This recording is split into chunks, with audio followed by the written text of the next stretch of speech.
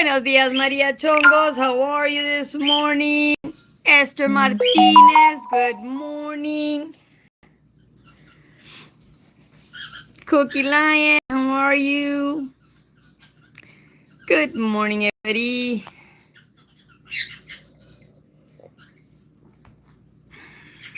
I was here eating my toast and I was listening to Yaya. Thank you, Yaya.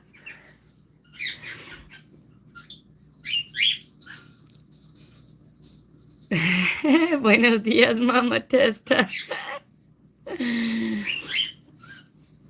Oh my goodness. You know, have you all ever woke up and then gone to Facebook and then Facebook hits you with, you got memories? And I want to tell you all that yesterday Facebook hit me with, you got memories. And it was a memory of our little baby Lily. And my daughter had come to Raymondville and we were sitting at Mañanitas. And Lily had one of those bones, the beef shank bones, and she was gnawing at it. She was a baby. And I always, every time I get that video back from Facebook, it brings good memories and a lot of sad, shocking memories because like that video is when Lily was like 6 months old. And I was really enjoying the baby, just messing with her little bone and stuff. Good morning, Alexis. And then it makes me remember that 6 months later, we almost lost her. And she was in a coma for over a month with a machine. And they destroyed one of her arteries because they had to put her on an ECMO machine to clean and circulate her blood and stuff. And we were like going through a lot for a whole, like almost 2 months with her in the hospital in the ICU unit because she had gotten really bad pneumonia.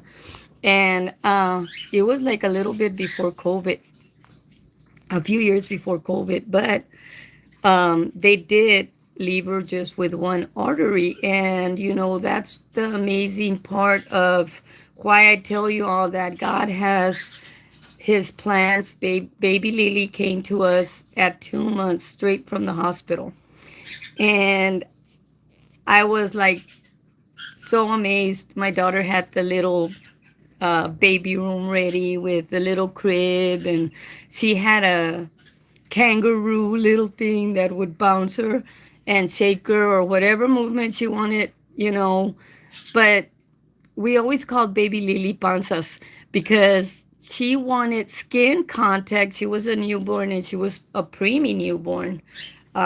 So when she came to us, she was a skin contact preemie. So in order for her to go to sleep or anything, she had to have skin contact.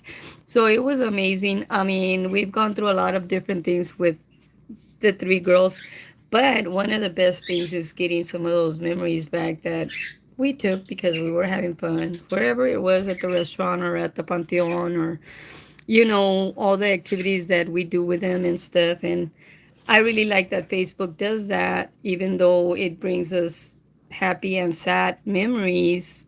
For memories, it's still good to remember them and know where you are at this point in your life and say, you know what? God has been amazing to me. He has given me all these different experiences, all the way from Ophelia's mom putting rotten tomatoes in my face to having grandkids. And it's like awesome. It's awesome.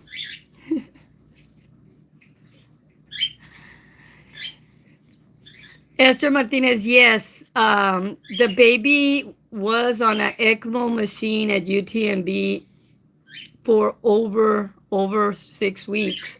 And at a lot of points during those 6 to 8 weeks that she was in the ICU unit, we really thought that we were not going to end up with this baby.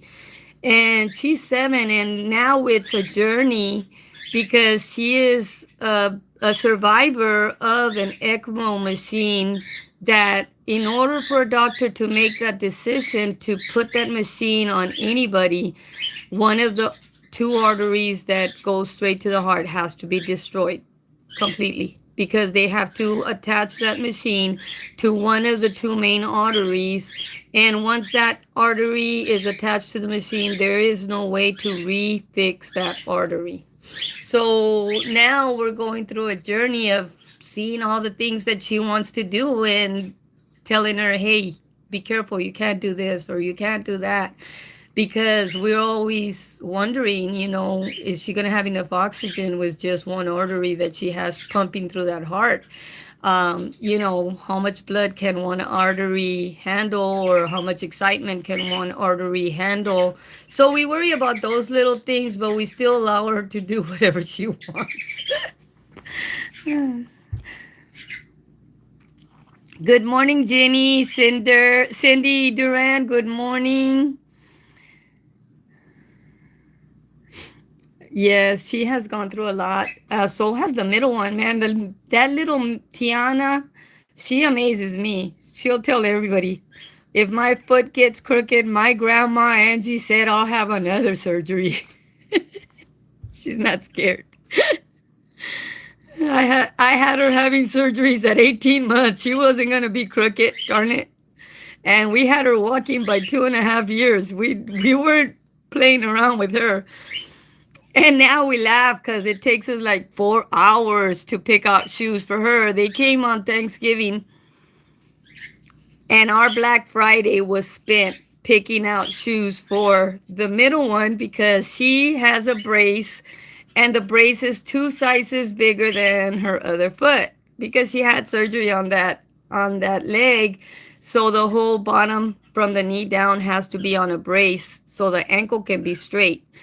And it is hard to go and pick shoes for her because you got to pick 2 pairs of shoes, and one of them has to be 2 sizes bigger.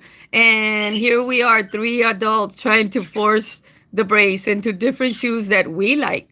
We don't care what she likes. We got to like them.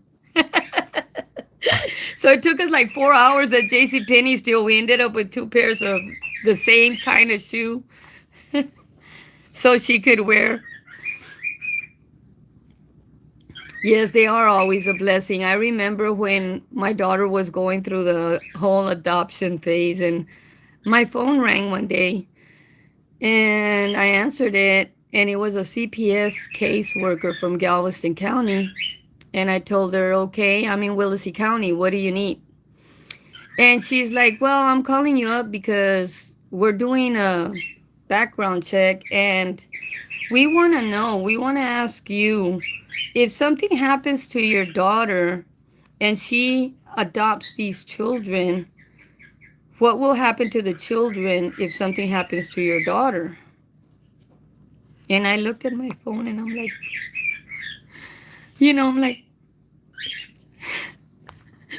I told her, if my daughter adopts those kids, they're my kids. If anything happens to my son-in-law and my daughter, they're my kids. Don't worry about them. Once they're adopted, if something happens, I'll take responsibility and keep on going. It's like, oh, okay, that's all we needed to know. Thank you. Bye. I only had one daughter, so, whatever she decides in her life, I'm going to back her out 100% with whatever she decides. And that's always been the way that I believe. And it's like, my family's always going to come first. And if that's the way that she wanted her family, that's fine with me too. It's like, what? Are they going to inherit my last name? No, they're going to inherit their dad's last name, their adoptive last name. It's like, regardless of what happens, if something happens to my kid, we all know we have a timeline. You're calling me up to ask what's going to happen to the kids? Hello? Isn't family supposed to be there for these children if something happens to their parents? My goodness.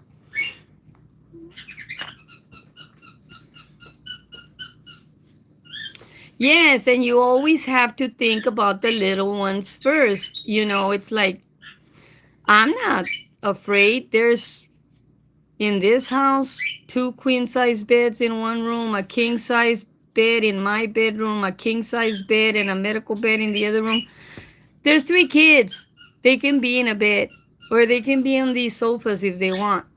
What? It's like, really?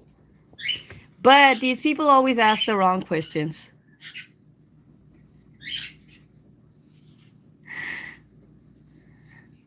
Yes, Maria Chongos, you're right. Not everyone has that kind of blessing. I remember long, long ago when I first bought this house and I came to Willacy County, I wanted to become a foster parent because I had already done my job with my daughter. I was here living by myself. And do you know why I didn't go to be a foster parent? One of the reasons was this house, this little shack here, has bars outside of all the windows. And one of the bedrooms does have a bar window where it has a section that you can push out. If there was an emergency, that bar window can be pushed out and opened so that you could get out of the house, I guess, if it goes on, fire or whatever. But they wanted me to take those bars off. And I'm like, wait a minute. That's the security system installed on this house. And you want me to take that security system out? And at that time, I was living at mom's and I was applying. So I had to make this house ready if I did go into the foster parenting program. So I made sure that, all the smoke alarms were in every room. I made sure that I had the ABC fire extinguisher. I was going through all the classes and everything. And then they come up with these window bars. And then they came up with, I needed an extra door right here because the room had, at that time, we only had one restroom in this house, which is this one over here. And they wanted access out into this side of the house from that room. So I would have had to cut another door over here. And all the rooms had to have natural sunlight, which wasn't a problem. There's a lot of windows in these rooms. And at that time, I still hadn't installed that other restroom over there, which sealed the window on that room because that's a dark out room in this house.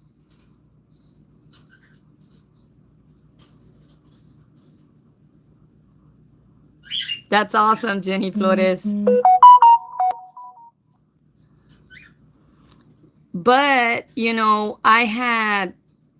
I was, doing all that. And then I went through an experience at my mom's house here in Raymondville. And my mom's house is over where Ophelia's at. And it was Sunday morning. Check this out. It was Sunday morning. And Mom and Ophelia had already left the house. But I still wanted to go to church.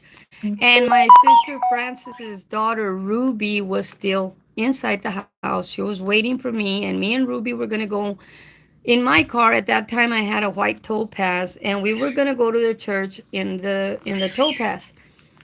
And I was still getting changed. And Ruby said, Tia, there's a baby in the backyard. I'm changing and putting on my hat, my Sunday hat. And I'm like, are you sure there's a baby? There shouldn't be a baby back there. There's a Rottweiler back there. Mom had a big Rottweiler in the back. And she's like, Tia, there's a baby back there. And I didn't want to believe Ruby, but at the same time, I didn't want her to feel like I didn't want to believe her. So I'm like, let me go to the back door and see what's going on. So I went to Mom's back door, and Mom's back door has an oval window on it. So I'm looking through the window, and sure enough, there was like a 16-month-old, less than 2-year-old baby. All dirty. The diaper was all sagging down to his knees. He didn't have a shirt. He didn't have no shoes. He didn't have nothing on. He was in my mom's backyard. And the only way that he could have gone into the backyard was through that back where the gates were. Mom usually left them open because my mom had a PT Cruiser and she just wanted to get into her house. Good morning, Yaya. she wanted to get into her house through the back door, so she wouldn't close that back door. And here's a 18-month-old baby in my mom's backyard, and I'm looking at him like, really? Where's the damn dog? I'm surprised the dog didn't bite this baby, or at least tore off that dirty diaper that he's got hanging all the way down to his knees. And I'm looking through him, and I'm telling Ruby at the same time, call the police. And she's calling the police, and the damn police in Raymondville wanted to know who the baby belonged to over the phone. How the hell do we know? We're calling you. And then the baby starts walking, and I'm like, oh, hell, here we go. So I had to follow this baby around the house to the front because he was not sitting still. And he was, I mean, the diaper was all the way down. I wasn't going to touch this baby. You know, it's one of those things like you want to grab the baby like by the hairs on the top and get a water hose and hose him down first. That's how dirty this baby was. And it sounds like I'm joking, but I'm not. I have lived through some experiences in this town. And still, it took more than 30 minutes. We went to church almost at 12 because the police department didn't want to believe us about this baby being in the backyard. And it took more than 30 minutes for them to get there. And then when he gets there, he's still asking, do you know who the baby's parents are? Till I finally cussed the man out and I told him it's not mine. Do you think that if it would have been my baby, I would be calling you up? Or if I knew where he came from, would I be calling you up? And, well, he didn't want to touch the baby. Well, from across the street, there's an X of Road X right here in front of Mom's house, because Mom is the corner. In the middle of the street on the other side comes this one guy with his pants all hanging down, without a t-shirt, with his huaraches on, and he's walking towards Mom's house. And I'm watching him, and the police is still asking me about if I know the relatives to this baby that he didn't want to take. And I was telling him no. And then the boy comes all the way to the fence line, and he's like, oh, that's my son. He got out of the house. My wife was supposed to lock the screen door, but she didn't. Last night we went to sleep real late, and she didn't have time to lock the screen door and all this bullshit story. And I'm like, really, motherfucker? This baby crossed a whole 2 streets and a crossroad to get into my mom's backyard. And you're going to come up with this story about that your vieja's still asleep and that she didn't lock the screen door while I'm dealing with the police here that didn't want to believe my story that I didn't know your ass. Do you think that they gave him a ticket or gave him a show up at court because this baby shouldn't have been in the streets walking or in somebody's backyard with a big Rottweiler in the backyard? No. No, the man didn't want to deal with writing up a report or nothing. He just allowed him to take his son back to wherever they lived and stuff. So,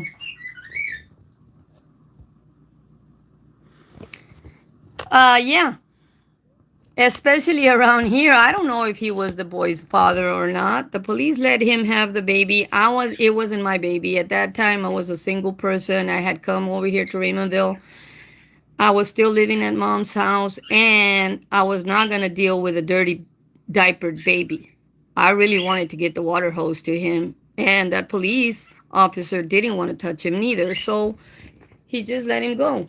And it's like he didn't give him a ticket, no citation, no nothing, but half of my morning was destroyed by this baby that shouldn't have been in the street.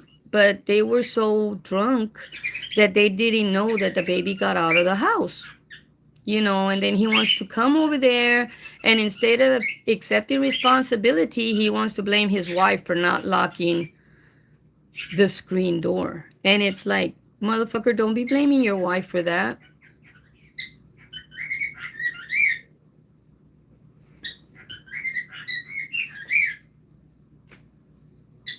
Oh, in this one cow town, they can get away with a lot, Maria Chongos. Not just with that. Believe me, they can get away with a lot. this house wasn't passed for foster parenting at that time because they wanted the bars off of the windows. They wanted me to get twin size beds instead of queen size beds that were in there and stuff. And I told them, you know what? These kids are walking the streets. They're living under bridges. They're living all amontonados inside their houses. And then I want to do a good deed by helping them out because I would be helping the kid out, not necessarily the parents, because those people don't change. Um, and you're telling me that I have to take the security system off of the house and I have to buy different size beds for these kids? I don't think so. I'll just get out of the program, and I did not pursue it because it was like I was having to go through a lot of requirements that the parents weren't having to go through. So kiss my royal ass. And sometimes you shouldn't feel like that, especially during the holidays, but it's like, I know. It was like, I can't believe these people. You're trying to help the kids out by saying, hey, if something happens, knock on my door. You can bring the kid here. I'll take care of him until the parents get back on their feet, which they probably won't because if they're drug addicts, they're not going to leave the drugs, but that's okay. At least we'll give the kids a proper home for a few weeks. No. Take the bars off the windows, do all this other stuff. Like really, you want me to do all this stuff, and then the minute you call the parent up, hey, it's day to visit the kids. Can you meet us at McDonald's? Before we go to McDonald's, we're gonna have to check you for drugs. So we have to do a drug test real quick before you go and see the kids, and then they get the response. I can't do it. I can't go see them right now. I'm not there. Bye. So then they don't see the kids, and the kids miss out on seeing the parents during parent visitation because the first thing out of that CPS person's mouth is we got to go do a drug test, and that's how they get away with not doing their job. And you can tell me all day long until you turn blue in the face that their job is to ask for a drug test before the parent sees the kids. And I'm going to tell you all day long that that's how they get away with not doing their job because they already know the parents are drug addicts. You already have the children in a foster care system.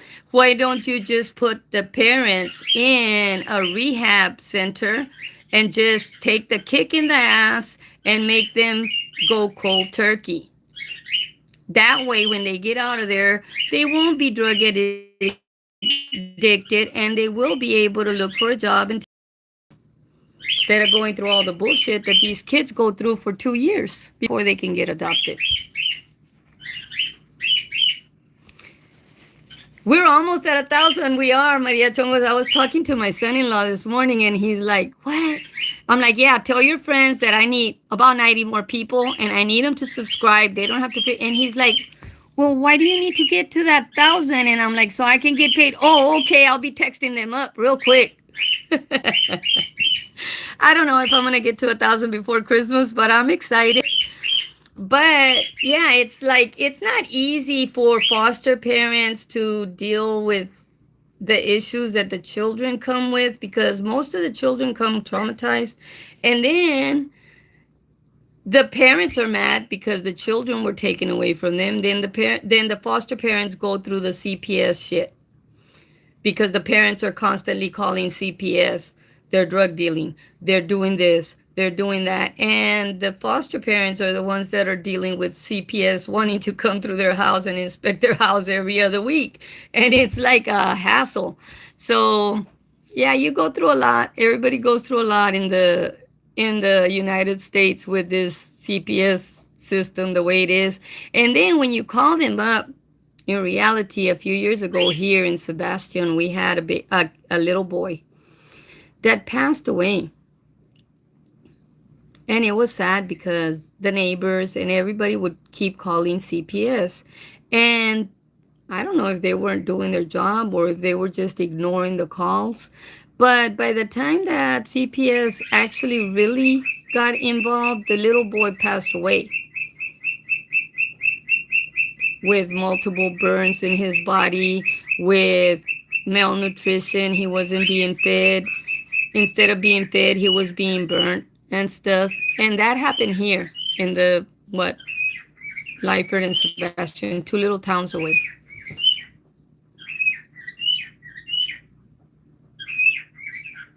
Yeah, it's always the kids, Maria Chongos. It's always the kids because you call CPS and they want the whole rundown like you're living in the house next door.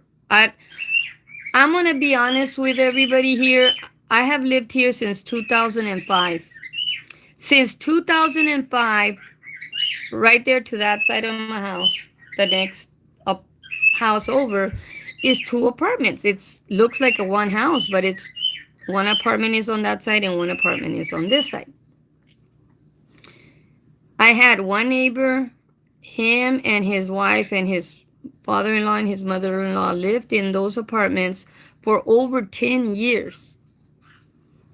And, I would go out, get in my truck, wave at them, and they would wave back. And in 10 years, we only got together at one of the parties that I think they made for the little girl. And then they moved because they actually purchased the house for themselves. Then there was somebody else that moved in, and that person didn't last that long. And they took all the electrical wires out of the house and stuff. And then they had to refix it. And then they had another lady living there for a while. And then this last neighbor that has been there like, I think a year and a half, and he just moved out. Him and his wife, and they had, I think, 2 kids. They just moved out. But I'm not a neighbor that's like knocking on their door. Hey, I need a cup of sugar, or hey, do you have rice, or hey, no. And they don't come over here. When the little kids throw balls into my yard, I usually tell them, like when I'm out there cutting the yard or whatever, is this yours? And they'll say yes, and then I'll throw it out back. They don't go into the back of the yard because they know the geese are there. And right now there isn't any, but they knew the geese were there. So those geese they're worse than dogs. They'll come and bite you. So don't get in the backyard. They would see them through the fence. And that was fine with me, but I never have been like a social butterfly wanting to know every person in this neighborhood. I don't. It's like they rarely see me. But that's how life is. And it's like especially when I was working and sleeping. I come home, I would sleep, and I would work at night. So they never saw me. So even when I went to Del Rio, and I would pay my neighbor across the street to keep the yard clean and to make sure my goose was being fed, she was being paid, but nobody else knew if I was in here or not, because my truck was still parked in the driveway. And that's how I have maintained my life. And it's like my circle of friends is like small, and then I have you guys, and that's all I need. I mean, it's like I don't need to be having that person in the back, way back there, trying to give me their 2 pennies about my teeth or about my jawline. Doesn't matter. At the end of the day, I have to make sure of what's going on in here, or what's going on with my grandkids. Or are they okay? Do they have all their needs? Do you think I'm going to worry about their grandpa that lives with them, my ex-husband? No. I always laugh with my daughter, and I tell her, he's always wanting more attention than the kids. Just to keep him happy, give him whatever he wants, and then he'll go to his room. But that's how it is, people. You always have to be putting family before anything else. That has always been something that I've had since I was little. My family was always first. I would interpret for people that would have to need interpreters for my dad. My dad was a farm worker, crew leader, and he would take people to Virginia and stuff to work. And some of them didn't know English, and they would need interpreters. And I was an interpreter for them from a very young age. So I know stories that people would normally not know at my age. And I'll tell anybody, it wasn't my fault that even my family members would use me as an interpreter for certain things. And it was like, ni modo, that was part of growing up in a family where a lot of the adults didn't know English. And it was part of what we had to do for each other. So it's like, I come up with some stories and they're looking at me like, for real? And I'm like, yeah, you wouldn't believe how many illegitimate children we have in this family. But I do, because I had to interpret for some of these people with different last names.